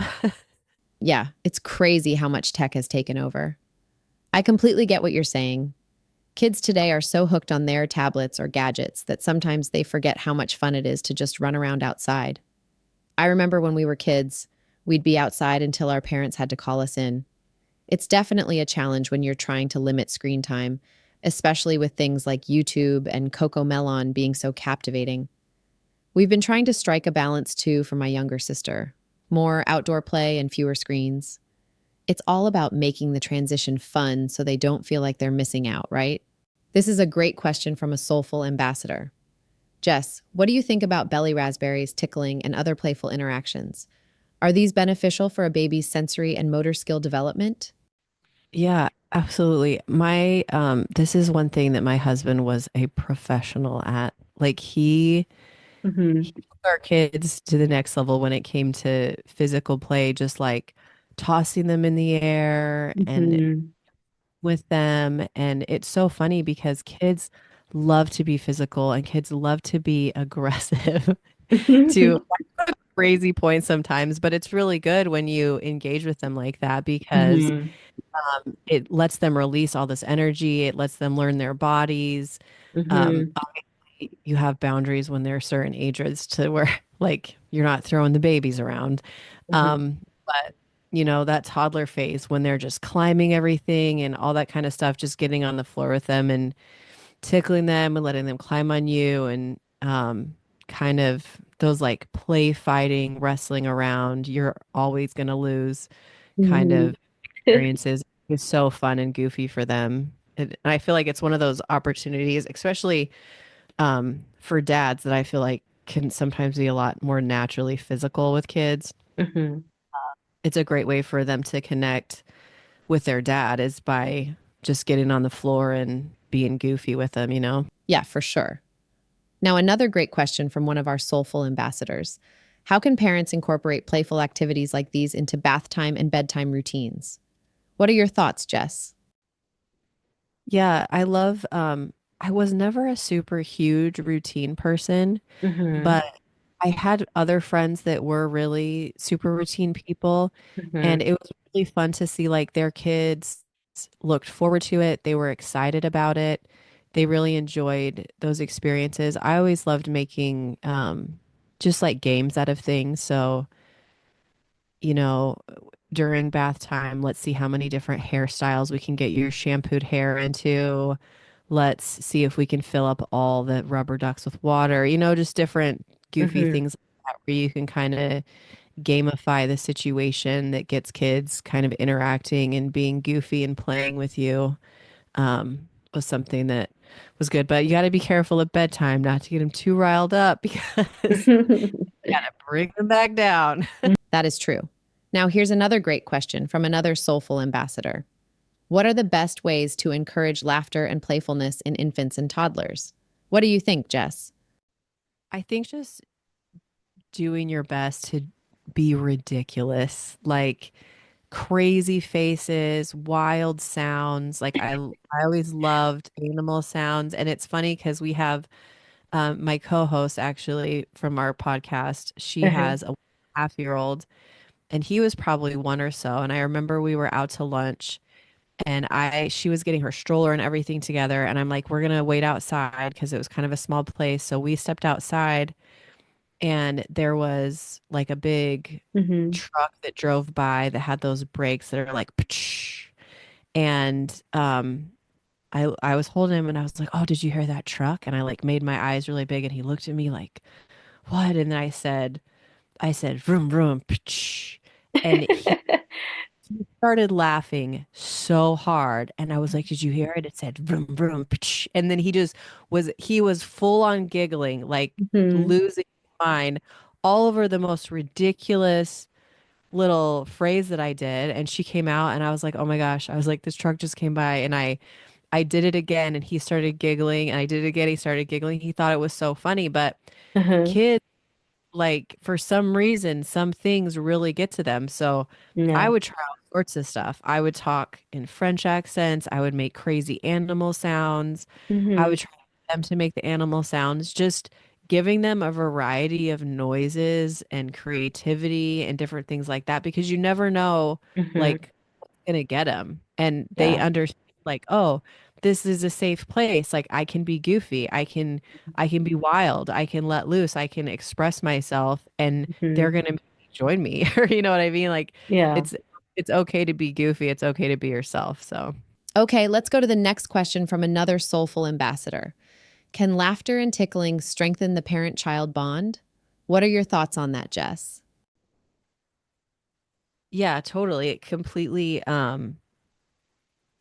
it it strengthens that understanding of like you're being vulnerable by being goofy and they're understanding that they can be themselves with you and that you're always giving them that safe place. That's one thing that as my kids have gotten older, we've Mhm. always tried to help them understand like it's okay to be goofy. It's okay to be silly. It's okay to be different. It's okay to be yourself. And not everybody's going to love what you do and who you are. But if you're happy and you're expressing yourself and you don't feel like you have to conform into this weird box of boringness, then then that's the way they should live your life. And like my oldest daughter, she had when she was a young teenager, she started coming up with some really wild outfits. Like they were outside of the box. And we would have conversations before she would walk out the door for school. And I'd be like, babe, just a heads up, Mhm. this might get you some negative attention today. Like, Mhm. I wouldn't wear this, but Mhm. if this is what you feel like wearing and you're confident and you want to wear it, that's fine. But some people might have some stuff to say that might hurt your feelings.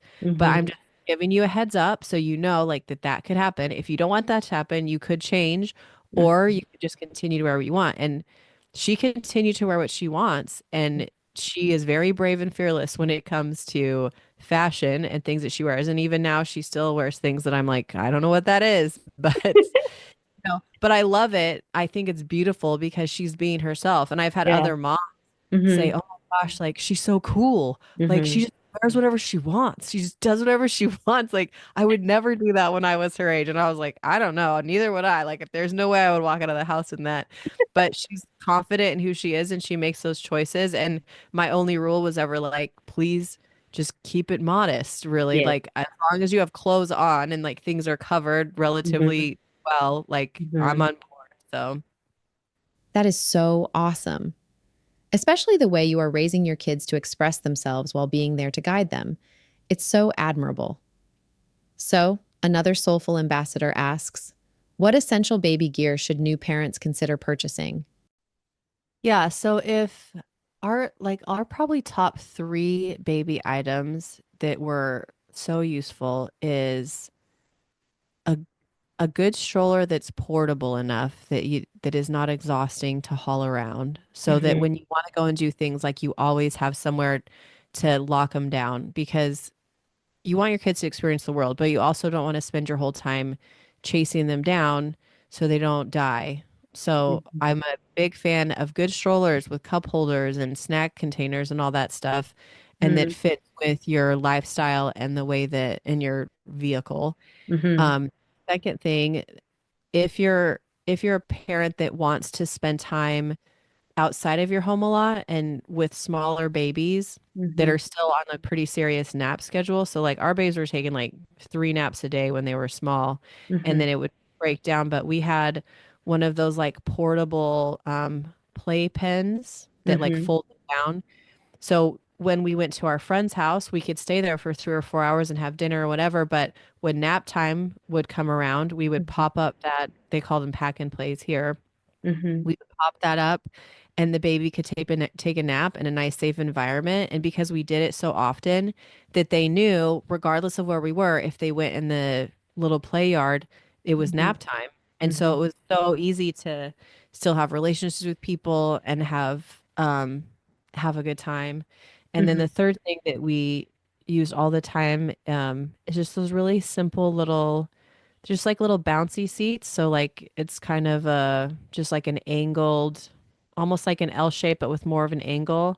Mhm. It has like some fabric in it, and some of them now are like automatic where they'll automatically bounce. But the ones we always had, the babies could like kind of kick their feet and it would kind of bounce it for them. Mhm.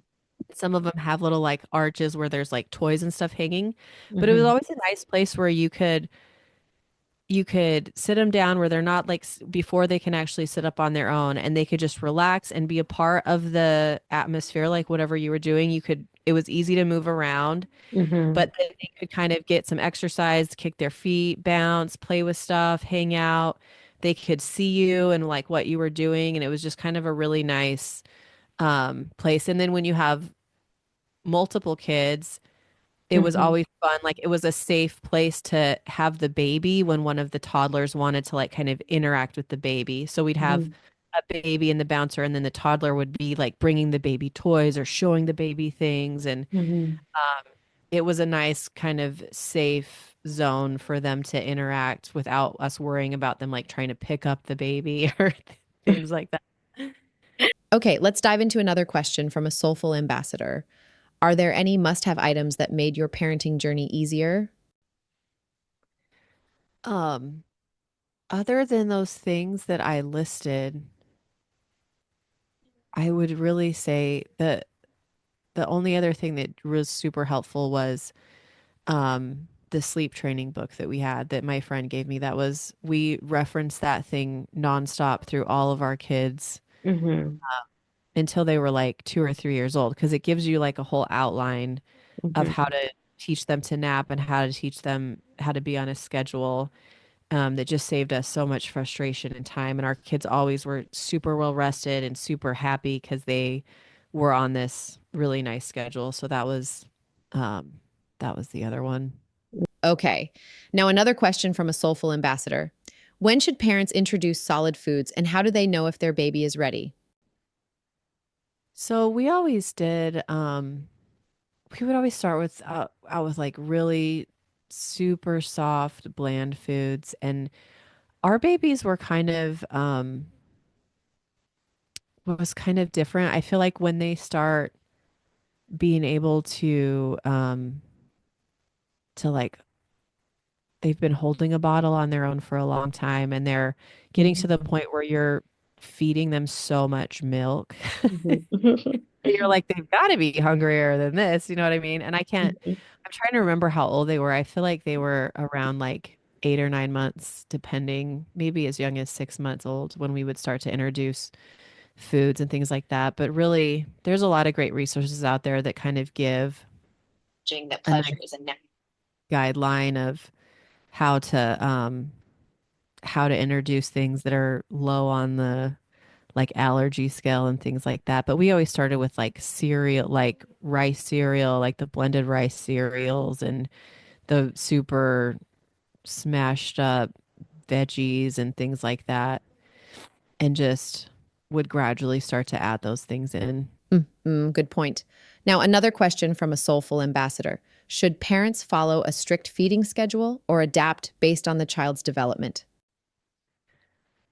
So I feel like we had a pretty specific feeding schedule because that kind of coincided with their sleeping schedule. So we would feed them specifically to connect to, be fed after when it was time for them to sleep and all that kind of stuff. So um,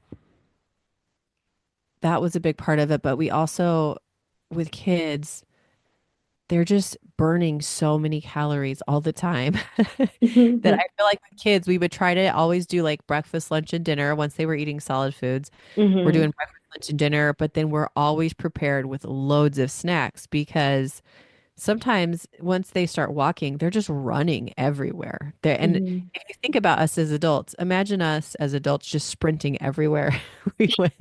Like, time to go to the kitchen, we just sprint to the kitchen. Like, they're just jumping and rolling and like they're constantly moving.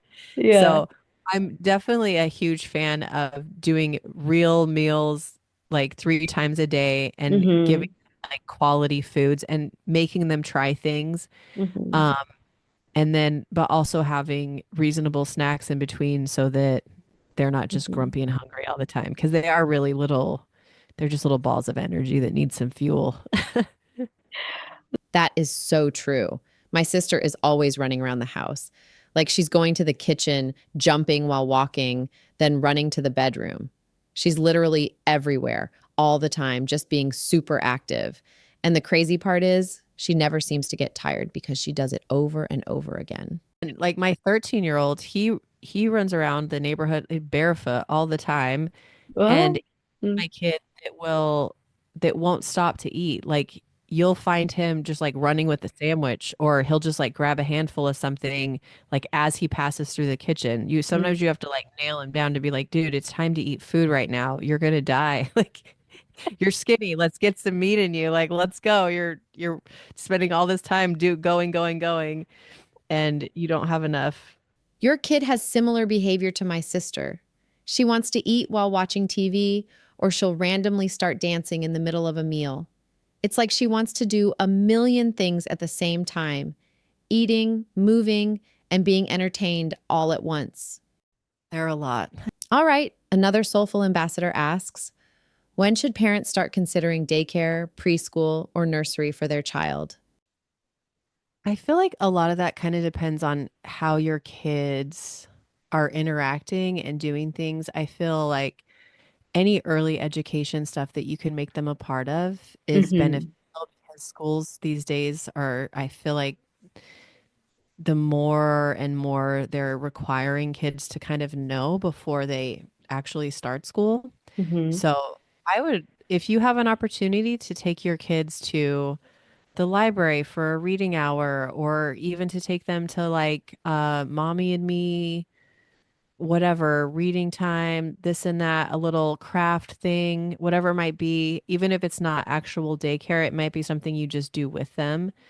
I feel like any of that stuff is super beneficial. And then if you have the opportunity to put them in in daycare or Montessori school, I feel like 3 or 4 is such like a prime time for learning, and they're super excited and they can communicate and they're really ready to get a lot Mhm. of information. And then I feel like 3 to 4 year olds have a nice window where you can kind of get ahead of the education game. But anything before then, I feel like is beneficial just where they have opportunities to interact with other kids and to learn from different people and to start to learn some of those like social interaction skills that are also part of, being in school. That's interesting. Kids really do have their own way of doing things. All right, another soulful ambassador asks, is it beneficial to introduce early learning environments before age 2? Yeah. Yeah. Yeah. And those can be fun because a lot of those things too can stuff like I have my friend, she found like a jujitsu class for Mhm. like 1 to 3 year olds. And I'm Mhm. like, are they actually doing jujitsu? And she's like, no. She's like, most of the time they just run around.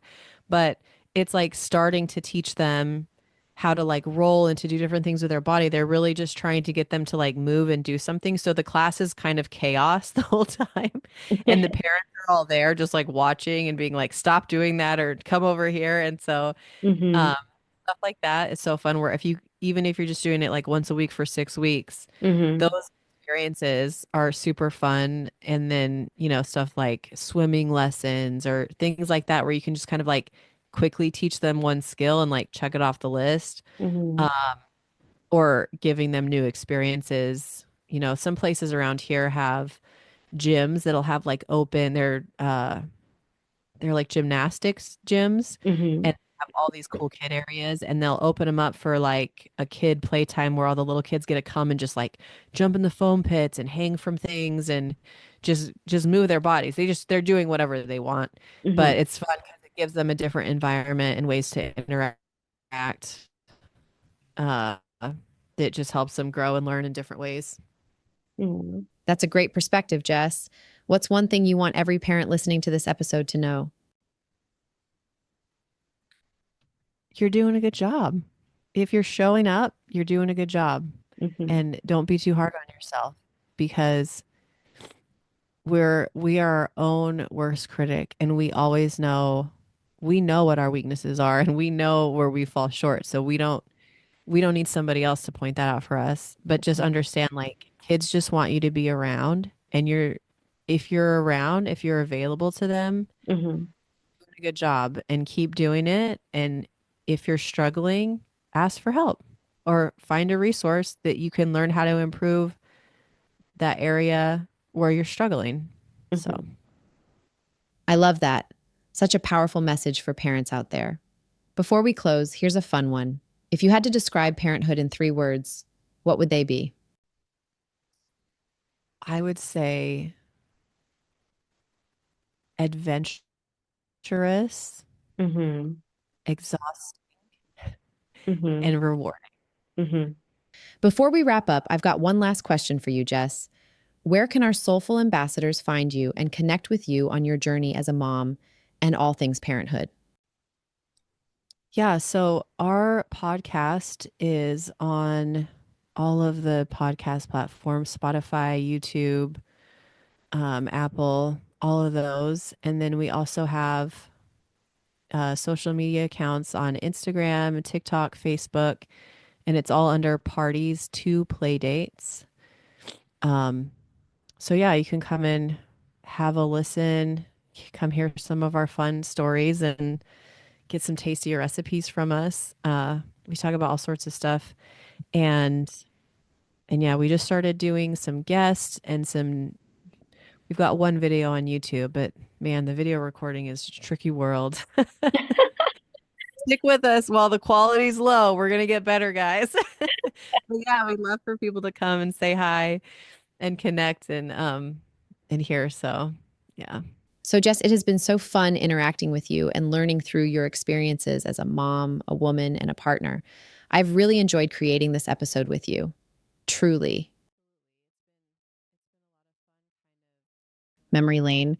Here, that's been a long time since I've had a lot of these baby experiences. So it's been fun to kind of look back at the journey and see and be able to share that. And hopefully we didn't scare away any of those single ladies. Like, oh, never mind. Changed my mind on the kid front. They will be saying, I'm okay being an auntie or uncle. You do your world. The world is a nice place to be. My husband, after Yeah. we Mm. having kids, he kept trying to convince me to have more kids. And I was like, babe, I can do it physically. Like I can get them out of my body. But after that, I don't know if I can raise all of them and I can keep clean socks on everybody.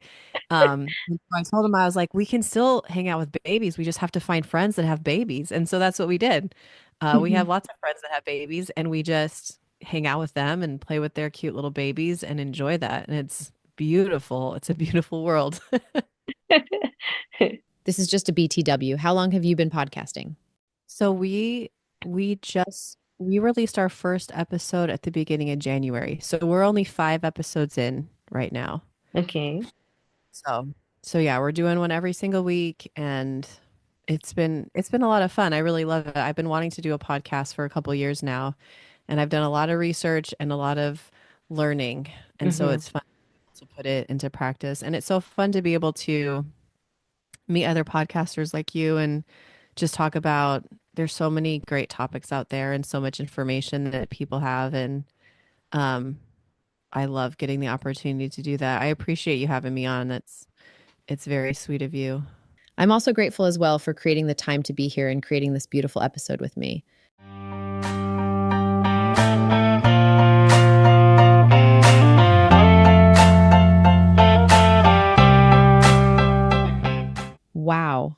What an incredible journey we've been on today.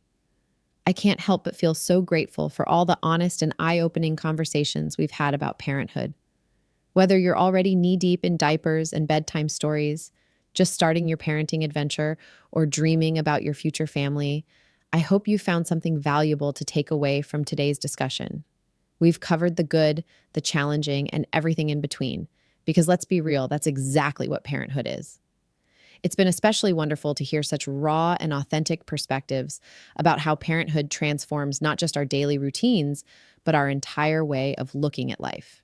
If you've connected with Jess's story and want to continue following her parenting journey, you can find her across all social media platforms. She shares her daily adventures and insights on Instagram, TikTok, YouTube, and Facebook under the handle at Parties to Playdates. And here's something exciting. Jess co-hosts an amazing podcast called Parties to Playdates, where she dives even deeper into these conversations about parenthood. You can find their podcast on all major platforms, including Spotify, Apple Podcasts, and Google Podcasts. The discussions are always real, relatable, and filled with those little nuggets of wisdom that make us all feel a bit more normal in this parenting journey. Hey, I'm excited to remind you about our incredible Black History merch collection that's still running strong. We've got something for everyone and every style. You can show your support with our beautiful mugs, perfect for your morning coffee, or grab one of our travel mugs for those busy days on the go. We've also got super comfortable t-shirts, cozy hoodies, and stylish caps that make a statement. We also have 25% off discount Valentine's sale running as well. Today is the last day of the promo. Links to get this discount is available on the description box, or you can use coupon code HEARTBEAT at the checkout.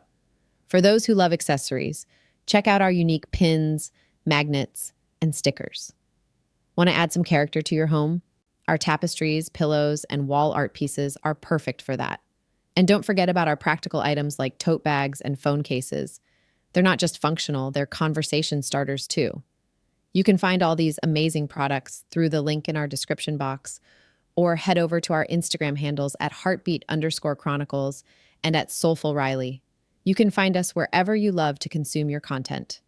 We're active on all major social media platforms. Catch us on Instagram, TikTok, Facebook, Pinterest, and Threads under Heartbeat Chronicles Podcast. We love connecting with our soulful community across all these spaces. For listening and watching, we've made sure you can tune in wherever you prefer. Find us on YouTube, Rumble, and the Pods Network. If you're a podcast person, we're available on Spotify, Apple Podcast, Buzzsprout, Amazon Music, Podcast Index, Podcast Addict, Podchaser, Pocket Cast, Deezer, Listen Notes, Player FM, Overcast, Castro, Castbox, Podfriend, and Good Pods. We're even on True Fans. We believe in making soulful living accessible to everyone, wherever and however you prefer to listen. Mark your calendars because we drop fresh episodes every Tuesday at 12 p.m. East African Time. Don't want to miss out? Hit that notification button on your preferred platform.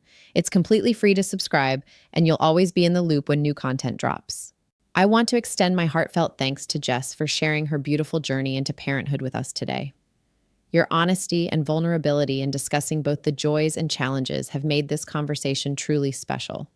To our amazing, soulful ambassadors who continue to engage with us through likes, comments, and messages, you make this community what it is. Your support means the world to us, and it's your stories and questions that inspire episodes like this one. Speaking of inspiration, I want to give a special shout out to our listener in the UK who sparked the idea for today's episode. As you begin your parenthood journey with your partner, I hope these insights and experiences have provided some guidance and reassurance. Your question has not only helped you, but will surely resonate with many others in our community who are on similar paths. To everyone who took time out of their busy day to tune in, whether you're listening while doing the school run, during your lunch break, or winding down after putting the kids to bed, thank you. Your presence and engagement make this podcast a true conversation rather than just a monologue. Now, I'd love for each of you to take a moment and reflect on your own journey, whether you're already a parent, expecting, or hoping to become one someday. Think about what balance means to you and how you can nurture both your identity as an individual and your role as a parent. Share your thoughts and biggest takeaways from today's episode with our community using #SoulfulParenting on your favorite social media platform. Your story might be exactly what another parent needs to hear today. If this episode resonated with you, I'd be so grateful if you could help spread these insights with other parents who might need them. Share it with your mom groups, your partner, or that friend who's just starting their parenting journey. And if you haven't already, hit that subscribe button and leave us a review. It helps other soulful parents find our community. Remember, there's no one-size-fits-all approach to parenting, and that's what makes each of our journeys unique and beautiful. Let's continue supporting each other and growing together in this amazing adventure called parenthood. Being a parent is one of life's most transformative experiences, but it doesn't define your entire existence. You are still that person with dreams, ambitions, and a life that deserves nurturing. Remember, parenthood isn't about losing yourself. It's about expanding who you are and growing into an even more amazing version of yourself. As you navigate this beautiful, challenging journey of parenthood, always hold space for your own growth, your own joy, and your own dreams. When you honor your authentic self, you're not just taking care of you. You're showing your children what it means to live life fully and authentically. Until we meet again next Tuesday, keep living soulfully, keep loving deeply, and keep being wonderfully, uniquely you. Thank you for being part of our soulful family. See you next time, beautiful souls. In today's episode, we delved into the complex and rewarding journey of navigating parenthood and how to balance being a parent, a partner, and still maintaining your own identity. We heard firsthand from our guest, Jess Coffelt, about her unique experiences and how she managed to balance love, responsibility, and self-care in their parenting journeys. From navigating parenting to finding strategies for avoiding burnout, today's conversation was truly enlightening. Thank you so much for joining us today on Heartbeat Chronicles. I hope this episode has given you some valuable insights into the challenges and triumphs of parenthood. Whether you're a new parent or have been on this journey for a while, we can all take something away from today's conversation. Remember, it's okay to feel like you're juggling multiple roles, but don't forget to make time for yourself, your partner, and your personal growth.